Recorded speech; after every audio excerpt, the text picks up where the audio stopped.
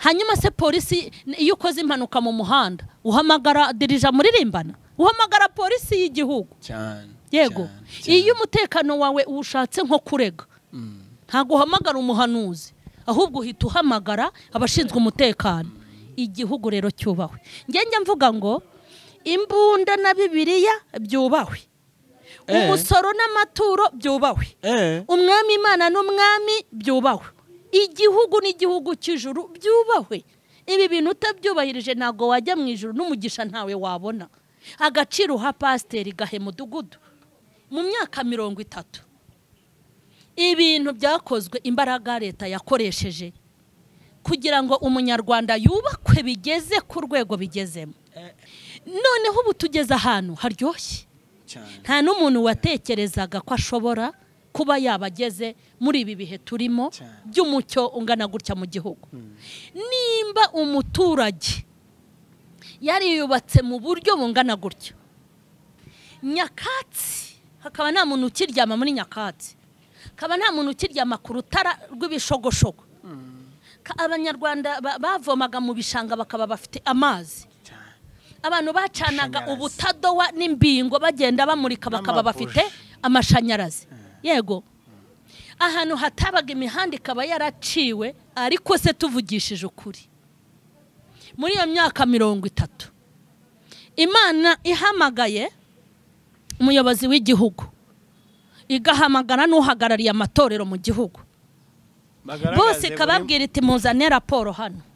Umuyobozi w'amatorero mu gihugu, ndeka nivuge mu gihugu apana ku isi, nzanira raporo hakijijwe agakiza gahagaze gute, ivuga ubutumwa rihagaze gute, ababatijwe bahagaze gute, muri rusange ubugingo bw'abantu, kuko twebwe abapasiteri bavomerera ubugingo, hanyuma igihugu kikavomerera umubiri, niko tubifata.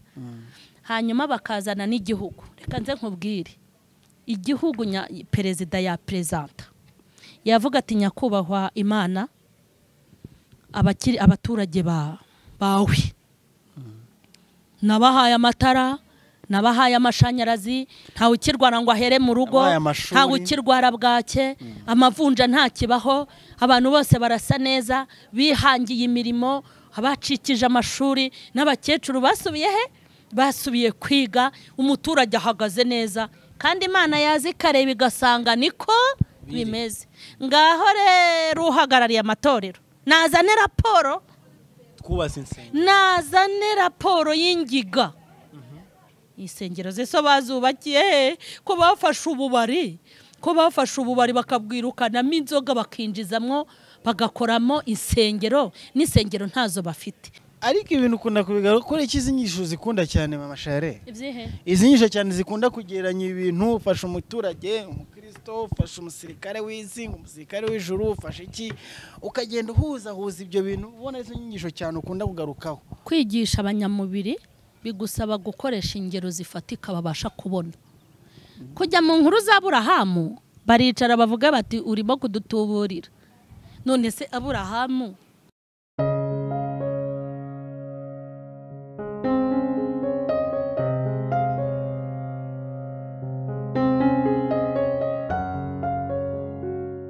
mwe mwese mukurikira Mama Charlene official, turabakiriye. Ese utangira uti ibiganiro byawe cyangwa utera haleluya? Bitangira nkuko bitangira ko tuvukana se. Haleluya. Izo haleluya ngeraho nziterera we. Ariko abagabo n'abakristo aba nitorero. Ariko nawe uri umukristo, niyo mpamvu ntajya kukwigisha aho uhera. Ugejeje abakristo bangana iki mu itorero ryawe? Abakristo ntarya bura nibandesha. Buriya ntibageze hafi mu 30. Bararenze 46,300 harya. Wakuzuza stade Amahoro abakristo bateranye. Ariko uziko uretse ko bange mitambabara kuko nzi ko nta numwe mpa amaturo. Abakristo sabatanga amaturo. Nyine uri ushaka kuba utari wabaheza nyisho zo gutanga amaturo n'icya 10 ntibabashe kugikiranuka. Ubwo se ningo ahubwo kuki utabahereza izo nyigisho mw'abantu mwe ndabavuganiye impamvu mutabitanga ntimwabyigishijwe. Hari episode nk'inyisho nk'eshanu watanze ku cya 10 n'amaturo abantu wange ko yaguhereza bivugira imbere ya kamera. tunatangira ikiganiro. None se wigishije umuntu kuba umukristo? Umukristo ubundi bamwigisha amaturo. Buriya ibintu bya Kristo ni amahame. Hari umushumba wanjye nkunda witwa Reverend Ernest Prophete Ernest Nyirindekwe ajya bivuga ati ibintu by'ubwami ni amahame.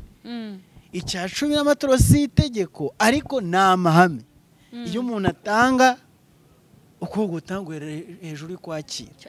Ni gute umukristo utamwigisha ahubwo ikintu cyamuhesha umugisha? Ngiye kukubwiza ukuri. Umukristo iryo jambo ryonyine uvuze ngo kuba umukristo ni ijambo ryihagije. Iyo umuntu yamaze kwitwa umukristo kuba nani se akanya kuba umuntu yakitwa umuntu. Nituzi ko tuvuga ngo hari n'umuntu nyamaswa. Si woje ubyivuga no biganiro byawe. Ariko umukristo ni izina ryihariye. Ubu uyu munsi muri kino kiganiro tugiye kugana ku kintu cyitwa umuturage n'umukristo ntiturakinjiramo. Ariko turuze kureba n'iki gituma umuntu yitwa umuturage n'iki gituma umuntu yitwa umukristo. Mu bituma rero umuntu yitwa umukristo harimo n'ingisho yahawe zimugira umukristo.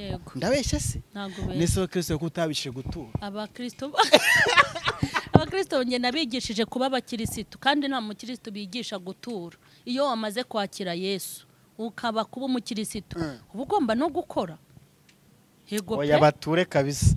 Ngewe wakanyibona haturisha umpaye uburenganzira. Ndi umweru bazabura ibyara rero. Turabakire kuri mama Charlene official kwa Emerita moto Imana harya Mukeshimana. Byose dore ni bimwe. Ahantu rwose mukura ibiganiro byiza cyane bitandukanye. Uyu munsi ngiriwe amahirwe yuko ari nge tugiye kuganira rwose. Haracemo imyaka pe. Imyaka myinshi. Abacemo hafi imyaka 2. Umwaka umwe. Imyaka 2. Uzi ko derukana ahubwo ngira ngo mbere ya Covid. Yego birashoboka. Ahubwo ni 3. Kuko nge nuko twakoye ikiganiro izakimisagara hejuru hariya kandi aranshura kumaze igihe. Nubwo nigeze mba kimisagara hejuru. Ahubwo twakoranye ikiganiro hano mwabaga. Oya kira n'inyuma imbere hari ikindi twakoranye rwose kuri Nkunda Gospel. Uri ahantu gutya tugeze ari hafi y'umurenge niba ari uwa Nyakabanda tukatamo gutya inzu iri hano gutya ruguru wari washyize n'ibintu by'ipankarite. Urumva ko hacemo iminsi. Ariko muri iyi minsi nabonye mu mafoto rwose hari ibintu Imana yagiye ikora. Seturu bigaruka ko bibikira ni icyumutse. Ariko ndabakunda barokora. Ariko Imana igira neza. Igira neza. Imana igira neza. Yego. Iyo utekereje ku neza y'Imana wumva umerewe ute? Iyo ntekereje ku neza y'Imana navuga ngo ni nk'imodoka iba yakwamye wasukamo yakwamye ko nta essence. Wasukamo essence wakubitamo ko ntake igahita yaka. Gutekereza ku neza y'Imana bintera imbaraga zo gukomeza kuyubaha no kuyigirira icyizere. Yego. Ese ibintu Imana igukorera ubona wowe ubikwiye cyangwa nyine ubona ubihuje nuko meze n'ibyo ukora n'iki ubona wavuga ati ewe ibi ngiyi rwose Imana rwose pe narimbikuye kuko mba nababaye mba nabiruhiye? Ngewe mureke mbabwire. Biriya bintu abantu bavuga ngo Imana iduha ibintu ku buntu. Ibiguha ku buntu kuko iba yaguhaye imbaraga. Ariko ngewe rwose mbabwiza ukuri hagize umuntu umbwira ngo ni ubuntu bwatumye ibima. Hagize umuntu umbwira ngo ibintu iri kumpa yabimpereye ubuntu. Koresha ubusa. Oya nukuri ntago yabimpereye ubusa pe. Kuko ubuntu bwo buruzuye ahubwo nta buranasaga. Ariko ubusa bwo oya ntago nabyemera. Ngewe bitewe n'inzira nanyuzemo. Hari ibitambo byatanzwe n'amaraso hamenekeye. Hari imbaraga natanze, hari ukwiyanga navuga ngo no kwikuraho amaboko. Ntago Imana ari kwe kunkurira mwaho pe. Niyo mpamvu nanjye mbihekenya n'amenyo yose 70 harya. Icyo kintu kirakomeye. Mba numva mvuga inti bimpe mbirye kandi mbibamo nkabifiringa nkumva nari nkwe kubirya. Byaziye igihe cyangwa byaratinze? Ayo washawe nyine hari igihe namanye byaratinze we. Cyakuzira igihe byo. Nyine Imana ikintu turegesha nuko bitarakubwiye isaha igomba kuzira. iyo ikubwiye ngo nzagutabara ngo nzakugira neza ariko ntikubwira umunsi. hari uwavuze ngo bishoboka ngo twakabijyanye kuri banki bakaduha inguzanyo. Ibikubwira mu gitondo. Hari ibintu Imana yambwiye nari maranye imyaka 15. Hari n'ibintu Imana yambwiye muri 2004 byasohoye mu mwaka washize, nubwo ntabasha kubitobora nyine. Hari ibyo tutabasha kuvuga. Bimaze imyaka 9. Yego. Hoya hari n'ibirenze imyaka 9 kuko nkikizwa hari amasezerano Imana yampaye. Bitarasohora cyangwa byasohoye? Byasohoye. Hari n'ibindi ndindiri ariko byo mba numva ari vuba. Kamasezerano ari gusora vuba umuntu ugiye kudukurwamo. Uranyumvira nk'ibintu. Ubwo suze ayasohoye nasiga yaraya. Zose tuzivugira hano. Hanyuma uzi asiga yarangana iki? Kandi ngiye ndi kumva nibisigaye ngo bigiye gusohora vuba. Merita. Bigomba kuza nka kata imodoka nka parika. Birahari byinshi. Ariko njya mbona yarakoze iby'ingenzi. Imana yakoze imirimo ikomeye cyane. Yego. Uyu munsi mu turi buze kuganiraho ibyo ngibyo wenda byari amakuru nkangi tutari derukanye cyangwa se n'abantu batarerutse amakuru ya mama Charlene. Ameze neza, ngiye uri kumureba hano rwose. Yambaye neza, uko umubona seka n'ubu nikasa ntago nikameze rwose arasa neza cyane. Sibyo se? Yego. Asa neza cyane. Uyu munsi tugiye kuvuga ku kintu cyitwa umukristo, nk'uko arizo nyigisho akunda kwigisha cyane. Ariko inyigisho z'umusirikare zarangiriye he? Ntago zishobora kurangira. Ngiye rwose nkuzi uri kwigisha inyigisho z'umusirikare ugakubitamo n'ishati ariko umenya n'ipantaro y'abagirimo nuko wenda batamanaga kamera. Ntago ipantaro yaje mu mwaka washize icyigisho nakoreye cy'umwaka nakoreye muri mera neza. Mbana yambaye mbarumva nabona na butine zimwe za gisirikare. Noneho rwose bibyanakunda nkabona n'amanyenyeri nkakubita nkafunga ubundi. Nese wazakubisa ngo general ariko nawe mbona uri nka general cyangwa nka oya ahubwo ndi gutekereza irirengeje general ryitwa Marshal. Siko numva se. Irya ahubwo unkubiseho general waba mpfobeje kuko hashize imyaka 5 ndyambaye. Oya da. Yego. Umenya n'igihe waryambariye se? Hari ikintu renga wacyo komenya igihe nagiriye ku ikosi se nayoberwa igihe nambariye gute. Ndakimenya. Uyititire twanditseho ngo mama Charlene general mama Charlene. Ahubwo se ubwo Cyprien aritegura kuba marshal. Cyprien ndayumva. Ahubwo hahira rimwe. Koko. Wow. Nta nzego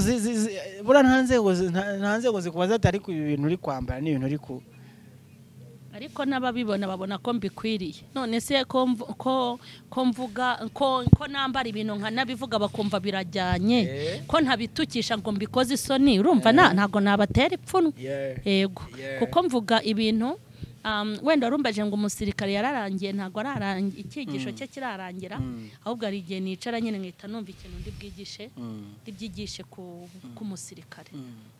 Iyo byaje rero bikamfata ubwo mpita ngenda nkita ntegura icyigisho. Uyu munsi cyane nifuza ko tuza kuganiraho turi abakristo. Ariko mbere yuko tuba abakristo ejo ndarumana ari kwigisha ati mu rusengero wa muri umukristo wajya muri kaminuza akakwita umunyeshuri, wajya mu bucuruzi bakakwita umucuruzi, wajya Rwanda Revenue kakwita usora mwiza, MTN kakwita mukiriya mwiza na Airtel, wasubira kwa pastor kakwita umuyoboke cyangwa se umukristo wanjye.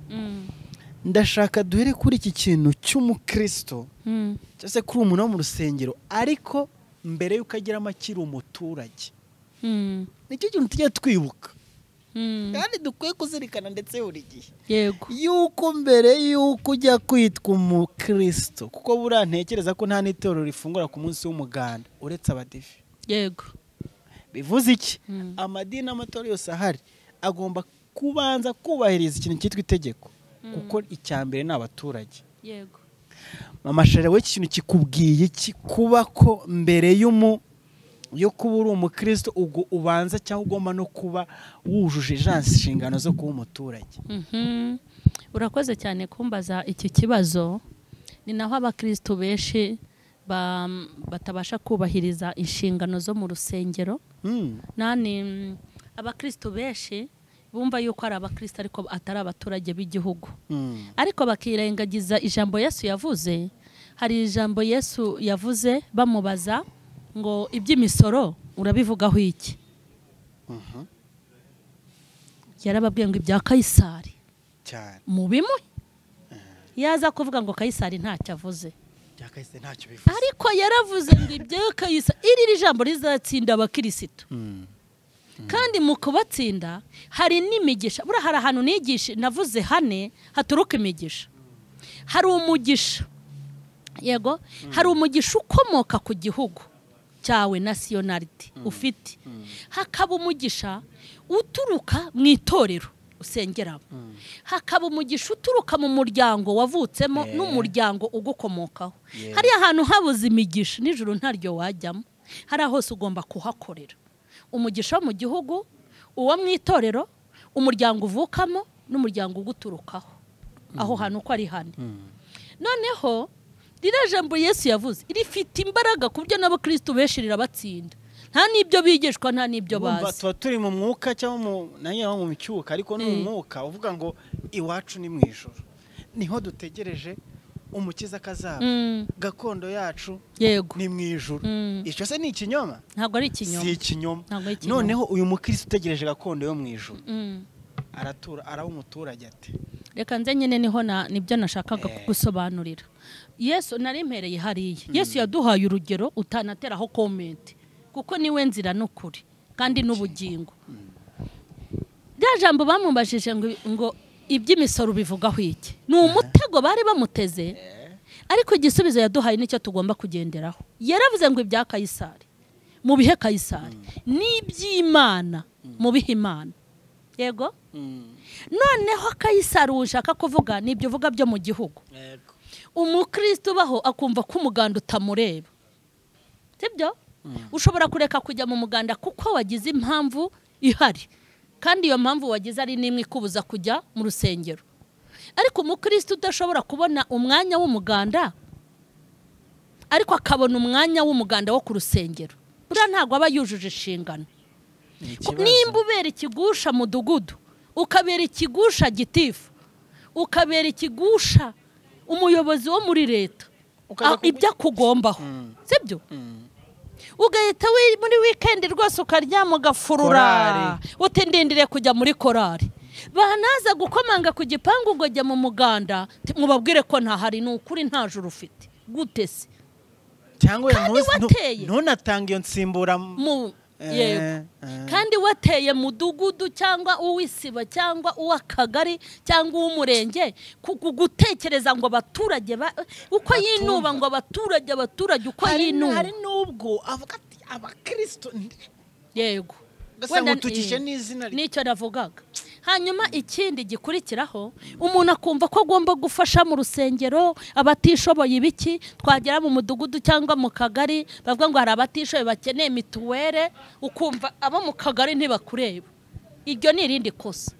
Hanyuma bavuga ngo leta dufite igikorwa, dufite umusangiro, dufite hazaba umunsi w'abagore, hazaba umunsi runaka mu gihugu, turi kwaka umusanzu, ukumva ntibikureba. Pasiteri yavuga ngo dufite inyubako, ukumva kugura ibyuma by'umuziki. Abantu ugomba kumenya ko pasiteri mu gihugu atazagukemurira ibibazo byose, kandi nawe uri mu gihugu ugomba kumenya ko mudugudu atazagukemurira ibibazo byose. Ako kantu nako kavugeho. Uri kumva? Nimba nzi neza ko nzakenera pasiteri, nimba nzi ko nzakenera mudugudu, nkubi ibyangombwa byose nta byangombwa tujya twaka iwacu. Ntaho dutonda umurongo ngo badusinyire byose, wapi? Cyo kora pasiteri ushobora kumukeneraho akagusengera, akanakugira inama mu bintu. Yego? Ariko ntago uzajya kubwira gitifu ngo sengera. Mpinsinya, ndashaka mituwere, ndashaka kujya kwiga, ndashaka icyangombwa. Ese ni gute uwo muntu umva ngo mpereza icyiciro cy'ubudehe pasiteri? Ntabwo bishoboka. Ni gute uzakenera pasiteri nani mudugudu ngo gusinyire kandi yaragukeneye mu muganda ntakubona? Tutagiye no mu ijambo ry'Imana na Yesu ibyo yavuze, icyo kintu ntago cyumvikana nimba uzi kuza azagukenera nawe nagukenera mu muganda ajya agira ate ajya kubona kuko kuvuga ngo igihugu ntacyo kimaze hanyuma si itorero usengamo bafite amashuri angana iki itorero usengamo bafite amavuriro angana iki hanyuma se polisi iyo ukoze impanuka mu muhanda uhamagara dirija muririmbana uhamagara polisi y'igihugu cyane yego iyo umutekano wawe ushatse nko kurega ntago uhamagara umuhanuzi ahubwo uhita uhamagara abashinzwe umutekano igihugu rero cyubahwe njye mvuga ngo imbunda na bibiliya byubahwe umusoro n'amaturo byubahwe umwami Imana n'umwami byubahwe igihugu n'igihugu cy'ijuru byubahwe ibi bintu utabyubahirije ntago wajya mu ijuru n'umugisha ntawe wabona agaciro uha pasiteri gahe mudugudu cyangwa gitifu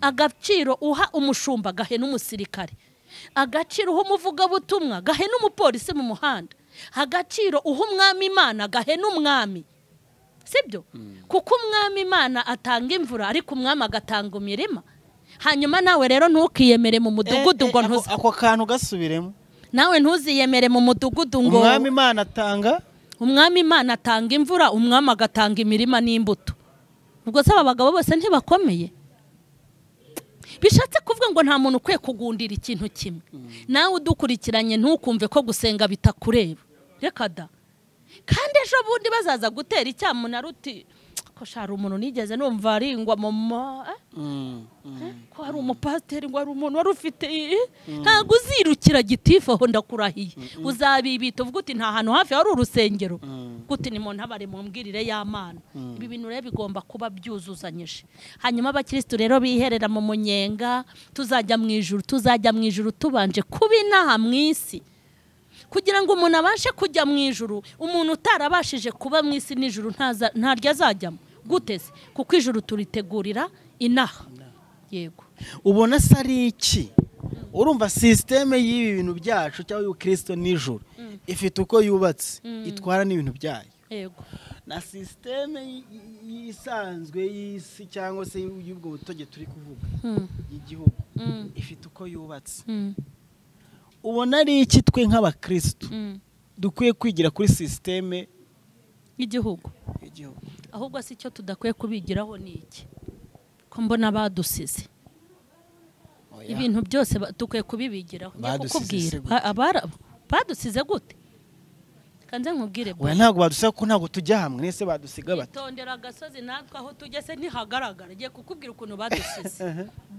witegereje mu myaka 30 ibintu byakozwe imbaraga leta yakoresheje kugira ngo umunyarwanda yubakwe bigeze ku rwego bigezemo noneho ubu tugeze ahantu haryoshye nta n'umuntu watekerezaga ko ashobora kuba yabageze muri ibi bihe turimo by'umucyo ungana gutya mu gihugu nimba umuturage yari yubatse mu buryo bungana gutya nyakatsi hakaba nta muntu ukiryama muri nyakatsi kaba nta muntu ukiryama ku rutara rw'ibishogoshogo abanyarwanda bavomaga mu bishanga bakaba bafite amazi abantu bacanaga ubutadowa n'imbingo bagenda bamurika bakaba bafite amashanyarazi yego ahantu hatabaga imihanda ikaba yaraciwe kaburimbo zikaba zihari umunyarwanda wese akaba azi kuryama kuri matera abantu bakaba bariteje imbere mu rwego ruteye ubwoba igihugu cyateye imbere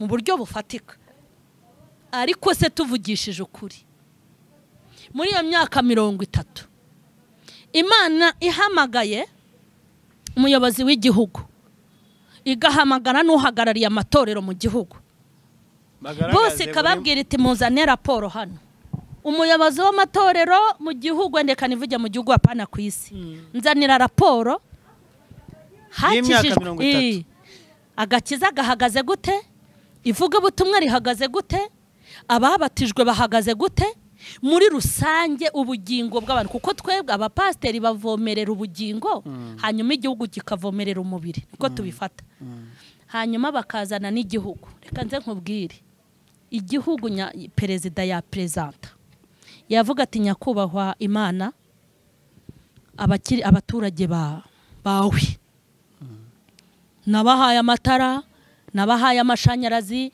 ntawe ukirwara ngo ahere mu rugo, ntawe ukirwara bwake, amavunja ntakibaho, abantu bose barasa neza, bihangiye imirimo, abacikije amashuri n'abakecuru basubiye he? Basubiye kwiga, umuturage ahagaze neza, kandi Imana yazi ikareba igasanga niko bimeze. Ngaho rero uhagarariye amatorero nazane raporo, twubase insengero, nazane raporo y'ingiga. Insengero zeso bazubakiye ko bafashe ububari, bakabwirukanamo inzoga bakinjizamwo bagakoramo insengero, n'insengero ntazo bafite, ko basengera hose ntacyo. Raporo yazana iteye isoni, yavuga ati mu mwaka tubatiza 5 hakagwa 5,000. Isura yazana, basubiye mu kazi mu kabyiniro, basubiye mu kunywa inzoga, yazana isura iteye agahinda, iteye n'isoni kubi, isura y'ubukristo mu gihugu iteye isoni, iteye n'agahinda. Ibintu rero abantu abayobozi b'amadini cyangwa abakristo, reka mvuga abayobozi nibyo bivuga neza, ubuyobozi bw'amadini cyangwa abayobozi b'isengero, ibintu bakwiye kwigira ku gihugu ni uguteza imbere umukristo nk'uko igihugu cyateje imbere umuturage. Igihugu kijya guteza imbere umuturage habayeho ubwuzuzanye bw'abakiyoboye. Urwego rwa polisi n'urw'igisirikare barakorana, inzego zo kuva hejuru kugeza hasi barakorana kandi baruzuzanya, ntago bahangana. Ni nayo mpamvu muri izi mbuga nkoranyambaga ntago uzabona uhagarariye ingabo aza gutuka uhagarariye polisi, ntago uzabona mudugudu aza gutesha agaciro mudugudu mugenzi we, iteka baza buzuzanya ku bikorwa bya leta. Ni nayo mpamvu buri ubona igihugu cyubatse vuba, no kubera ubwuzuzanye bw'abakiyobora. Hanyuma twebwe hano iwacu mu bayobozi b'amadini barakurura bishyira, ntibabereyeho inyungu z'umukirisitu, ahubwo babereyeho inyungu z'abagore babo, abana babo, inda zabo n'ibyubahiro byabo. Nabo niyo mpamvu batajya batera imbere, kuko bibereyeho, babayeho ku bwabo n'imiryango yabo. Ariko igihugu ntago kibaho ku nyungu, gitifu ntaba mu nyungu ze, habaho mu nyungu z'umuturage. Kandi ni nayo mpamvu ku kwezi bagaragaza ibyo bakoze. Ariko bene wacu bayobora amadini, iyo ari kucungana n'icya10 kinjiye mu kwezi ahita avuga ati nagafashe, abagwe, abapfa muzapfe, abarimbuka murimbuke. Ibyo bakigira rero ku gihugu ni byinshi. Iterambere ryonyine ry'umuturage n'inzira byagiye binyuramo, naho umuturage yaturutse, umupasiteri afashe ingamba.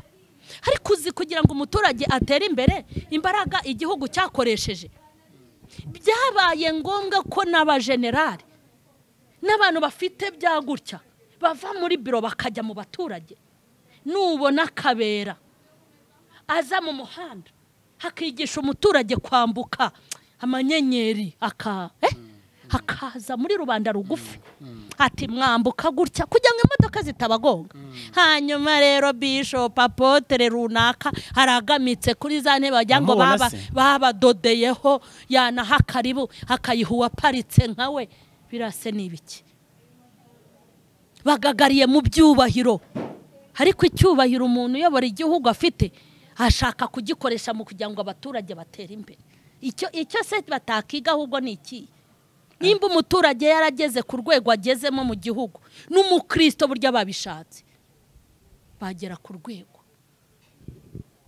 ibintu babigiraho, naho Bibiliya zabikwa bakazibika, bakigira ku none ndubona Bibiliya zibayobora. Icyo cyuvuze cyo kirakomeye. Bibiliya banzu gifate uko ntabwo nshatse kubivuga uko byumvise. Bibiliya batanayobowe na Bibiliya, banayoborwa nibura n'ibyo babonye muri iki gihugu, bikabaha umurongo wo guteza imbere umukirisitu.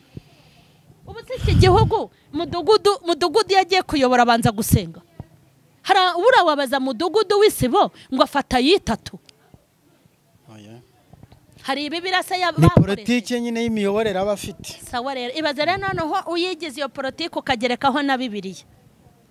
ntabwo ibintu se byaba byiza kurusha igihugu ariko ubu biteye iseseme iyo ubona igihugu kinjira mu bibazo by'abakirisitu wagira ngo itorero ntirigira abariyobora n'abarihagarariye ni gute se polisi yinjira mu rusengero kujya gukiza abarwanya ni ikibazo ni ikibazo none se ubona biterwa n'iki kubera icyo ubundi iyo ntuza yose ibaho kubera icyo ubwuzonye butaba buri muravuga wenda bugaragara cyane mu nzego za leta kubera icyo abantu hatabona umuntu amushaka kandi ari wabereyeho kubera iki mbese niba navuga ngo ubuyobozi butegera abaturage ubukristo butegera abakristo cyangwa se ubuyobozi butegera abakristo ikintu kibitera nuko buri wese aba ari mu nyungu y'indaye badukoreye ikosa badukoreye ikosa ryo kwitwa abakozi b'Imana ego bakoze ikosa ryo kwitwa ngo ni abakozi b'Imana kandi atari abakozi b'Imana abantu mbese bihangiye imirimo ariko burya gitifu aberaho igihugu kandi burya umwaka iyo ushize ati raporo ko nyibukije abagitifu ko badafungura cana nturumva unyukize akantu ka cana ko nta muyobozi ndabona wafungura cana ko nta gitifu urafungura cana ngatwigisha iby'imibanire ko bazi no kubisobanura neza yego nyibutsa se niye mpamvu we kushaka no kubizi kuki badakora cana wa nanjye ntago mbizi uko biri kose abantu bose uzitegereza urebe inzego zose za leta ziriho ntago babaho mu buryo bwabo baba bafite amabwiriza bahawe baba bafite amategeko bahawe twebwe rero ikici ibi bintu byacu umuntu arabyuka ati nge nda apotre sibyo na apotre Paul Gitwazi ni wavuze ngo barafinda ati the bishop ariko ubundi gitifu yagiye kujya hatorwa n'abaturage kandi bakamureba ko abifitiye iki ubushobozi ariko umuntu arabyuka ngo nge ndi profete noneho biriya bizina ngo ni ibiprofete ariko abariwe rwose abahanura kandi Imana ikamukoresha nese kwitirirwa icyo ukora ubu we nturi evangeliste wowe se nturi evangeliste reka nze nkubwire ejo nutangira guhanura abantu kuri kamera ntuzaba wabaye profete reka nze nkubwire kereka wenda adahanura cyangwa tubu evangeliste kandi mvuga ubutumwa sibyo wowe uraje ngo ndi profete yego nyine warangiza ukaza ngo Imana irantumye ngo ngo runaka azambera umugore ibintu biteye isesemese nka biriya ni Imana yahehe kandi Imana nyine bimbwiye ibikubwiye guteze Imana se ni umusazi yanyweye inzoga ahubwo se ntemera ko Imana ivuga amashere ntukizera Imana iravuga ikavugira mu bantu ntivugira mu njiji no mu bantu barindagiye urabona igihugu Imana yakoresha n'amabuye reka nze nkubwire ariko amashere ntukizera ndizera ariko kwizera Imana yari ivuga ati nzaga no ku bitugu by'abapfapfa mvugiremo oya rwose n'ibitugu ntabyihagararaho biyibeshyera hari abo mbona n'ibitugu itahagarara bayibeshyera oya pe nese amashere tukiri kuri ako kantu umuntu ukurikira mu mashere no fisho ugukunda ugukurikira umunsi ku wundi utagira undi muntu yumva wemera inyigisho za kare nazagendera umunsi ku wundi ni gute azatandukanya inyigisho cyangwa se umwuka umuprofete w'ukuri n'umuprofete uri gutubura reka nze nkubwire muhereze ibimenyetso nka bitatu ngiye kukubwira umuntu uri gutubura icyambere uramumenya ubu se ntibaza abantu ubwabo atuye umuntu koko ni Imana yamutumye uyu hari Imana ivuga gutya ese reka nze nkubwire ibintu nanjye ntabasha gutuma umuntu ndi umuntu Imana yo yatinyuka kubituma gute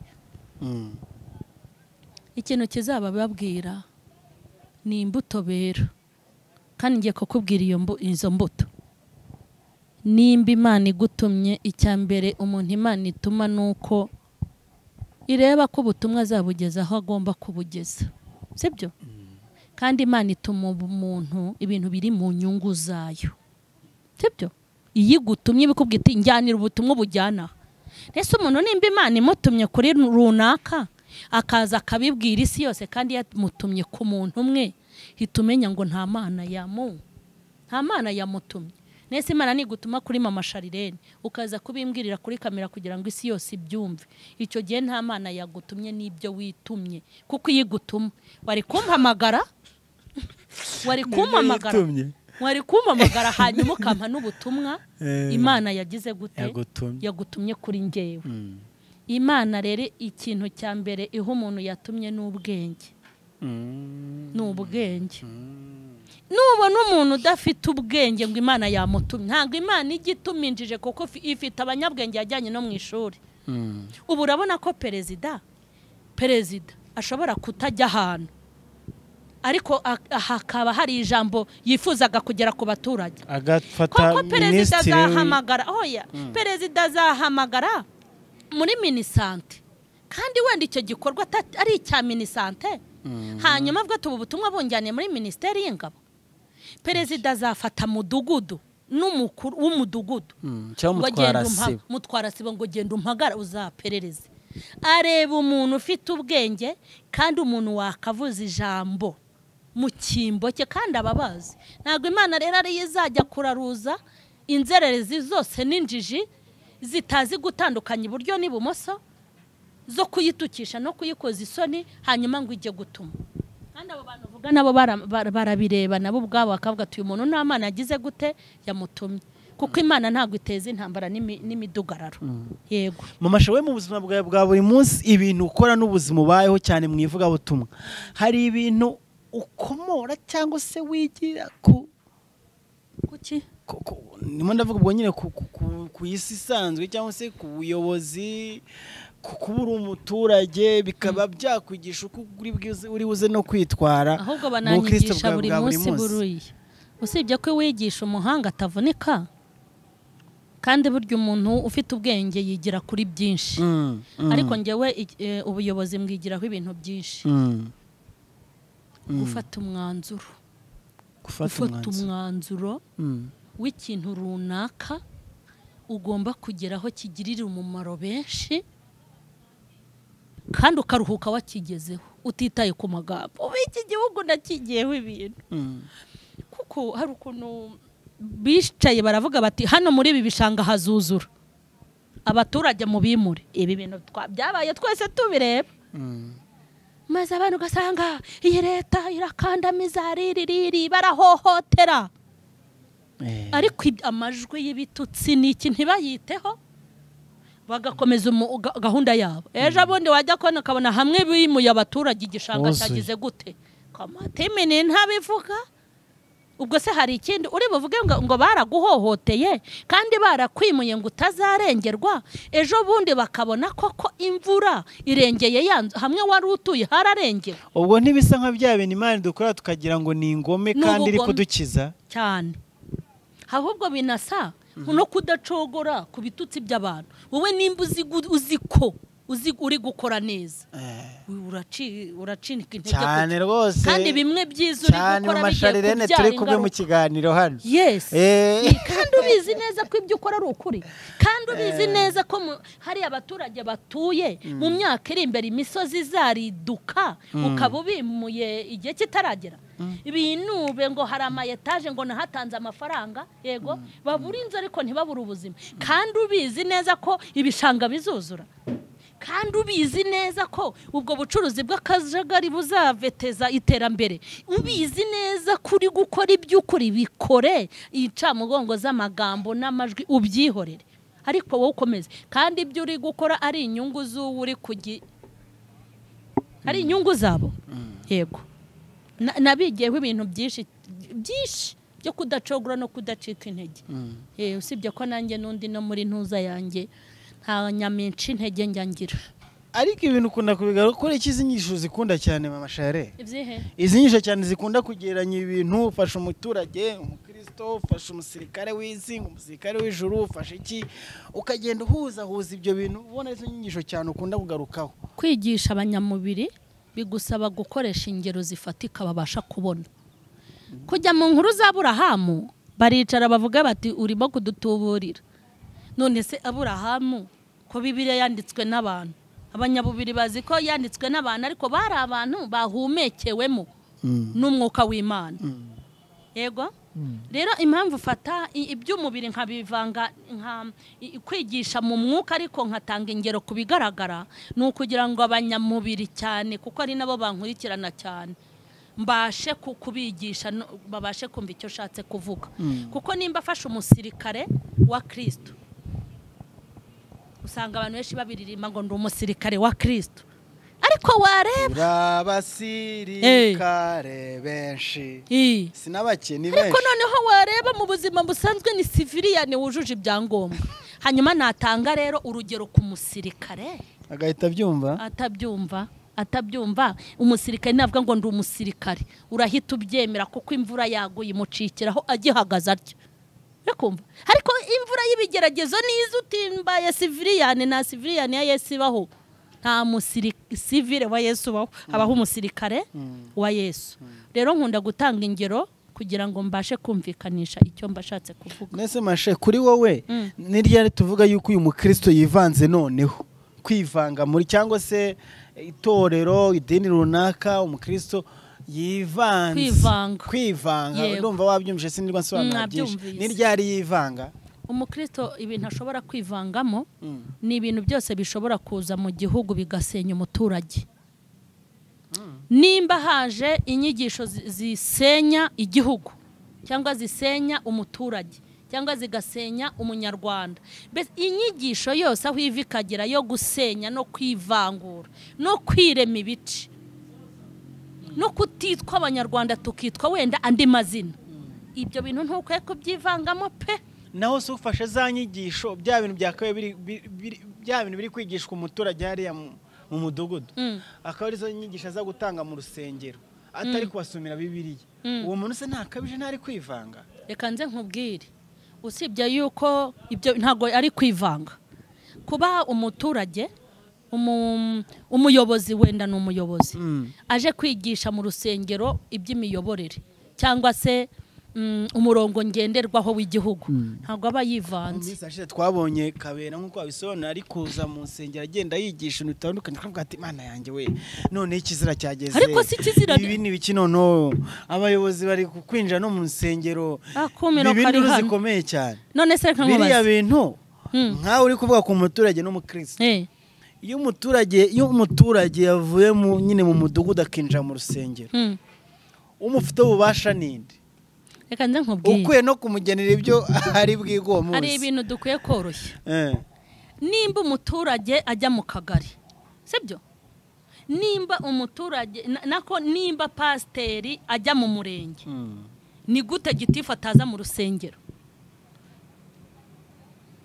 nimba pasiteri ajya mu murenge akenera gitifu rwose no kuba gitifu yaza mu rusengero akagira ibyo yibariza pasiteri n'abakirisitu ibyo ni ibintu byuzuzanya kuko aba bantu bagomba kuzuzanya bajye banakundana kuko buriya pasiteri ashobora gufasha gitifu abakirisitu aribo bava mu baturage kubona rero ngo kabera yaje mu rusengero nta birenze none se ubundi buriya ntasenga niko abantu babizi uriya mwambaro yambaye se ko ari umwambaro uzana amahoro ko ari umwambaro wo gufasha umuturage wa muturage uvamo n'umukirisitu kuba yajya mu rusengero n'uriya mwambaro ikizira ubundi kizira bazi icyo ari cyo biriya nta hantu bihuriye kandi ikindi afite ubushobozi kuko mu baturage harimo n'abakirisitu abakirisitu bava mu baturage rwose burabaza bakanavuga bati dufite inama mwese muze mwitabire nta kosa baba bakoze yego ntaryo dusoza noneho ni gute dukwiye kwitwa kugira ngo dutange n'umwanzuro w'ikiganiro cyiza twagiraga dusoza ubona ari uhe mwifato y'inyifato abakristo ko uyu munsi wenda turi kuvuga ku ruhande rw'abakristo wenda abaturage twazana bavugaho cyane dufite n'umuyobozi twatumiye nawe akadufasha kurushaho kubisesengura ariko cyane kuba kristo nuwe mwifato bakwiye kugira cyane igihe basohotse mu rusengero kuko ibyo mu rusengero by'ibindi babimenyera mu rusengero ni nabyo tuvuga umunsi ku wundi hano kuri Charlene official ariko mu gihe uyu mukristo yasohotse akagera muri yasi cyangwa se muri bwa buzima bwa buri munsi nk'umuturage niyo nyifato bagomba kugira umukristo ubundi abakwiye gukora kurusha umuturage. Umukristo nimba umuganda bawukora saa 3 we abakwiye kuhagera saa 2:30. Saa 2:30 agomba kuba hari. Yego, kubera ko akwiye kubitabaza akagaragara kurusha abandi mu mategeko, muri kondisiyo, mu miyoborere, akwiye kuba mwiza kurusha, kuko we aba afite n'ikindi navuga ngo abarusha ko ari umukirisitu, kuko n'izina rikomeye. Umukristo akwiye gutanga urugero, haba mu misoro n'amahoro. Ntabwo akwiye kuba uwa nyuma, akwiye kuba uwa mbere. Muri babihemo bagomba kumanikwa, umukristo ntakwiye kubamo. Mu bantu polisi yandikira, umukristo ntiyakakwiye kwandikirwa. Yari akwiye kubahiriza amategeko ya polisi kurusha abandi bantu bose.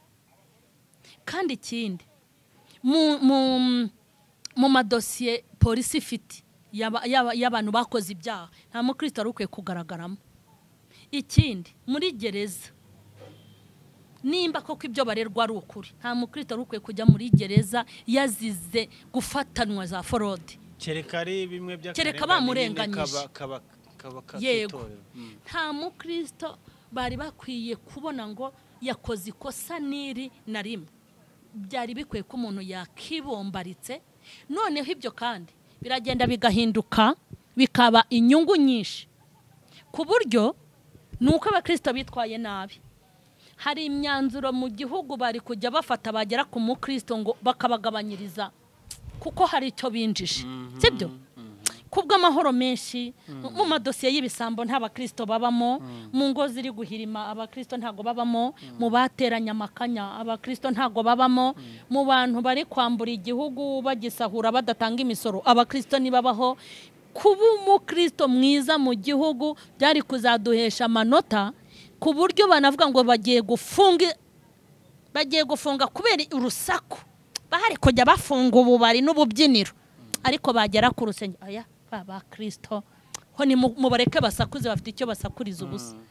Ariko kubera ko abakristo ibi byose batabikora, mu bikorwa bibi, bafite amadosiye menshi arunze muri polisi, mu mudugudu, mu bugari, hehe, usanga ibyaha byose bikomeye n'ibyoroshye abakristo bagenda babikora, nabo bakagaragara mu bandi bantu, sibyo? Hanyuma iki kintu niyo mpamvu uzabona umukristo mu gihugu, nk'ubu umuntu arakwiye kuvuga ngo ndi umukristo, batiriwe bamutuma icyangombwa cya mudugudu batereka duhite tugusinyira, mufite amanota meza. Ariko ubu umukirisitu n'izina utarisha muri iki gihugu, kuko mu byaha byose bikomeye bibi by'ingenzi biri imbere, ingeri zose bababonamo. Ibi rero byatumye duta agaciro, niyo mpamvu bafunga ububari n'isengero ukabona zirafunzwe. Niyo mpamvu kuvuga ngo nge ndi pasiteri ntawe wabibwira, kuko bafasha abapasiteri b'amabandi, babonye abapasiteri b'abagome babicanyi bafungisha abandi bagambana, natwe byatugizeho ingaruka. Umukristo rero dukwiye guhinduka tukaba umucyo mu gihugu, kugira ngo tunazanire umugisha igihugu, kuko abantu bakijijwe neza mu gihugu kizana umugisha mwinshi. Mashireka tugushimire, urakoze cyane, ku magambo meza kandi ku kiganiro cyiza cyane. Nikeza ko abantu bumviyemo ibintu byinshi byiza. Kuba umukristo mwiza mu rusengero cyangwa se wenda mu nshingano zose wahawe n'iki ugana mu ijuru, ari ukaba n'umuturage mwiza ku gihugu cyawe. Ikindi andi magambo wenda nasorezaho,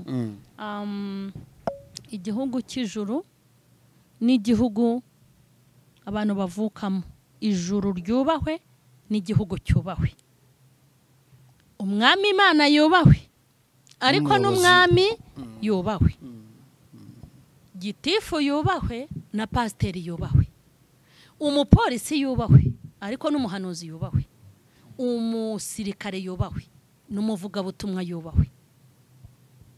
Ibyo bintu bibiri niba bishobora, ijuru rarifite, kuko ntawe uzakuvuma muri abo, buri wese azaba yubahirije inshingano ze, kandi Imana niza kureba ibona inzego zose ahantu hose, ntawe ukuvumira ku gahera. Yego, bivuze ngo ntiwaba umukristo mwiza hanze utari kwitwara neza, ntabwo bishoboka, ntibishoboka. Imana igumisha cyane. Urakoze nawe. Amen.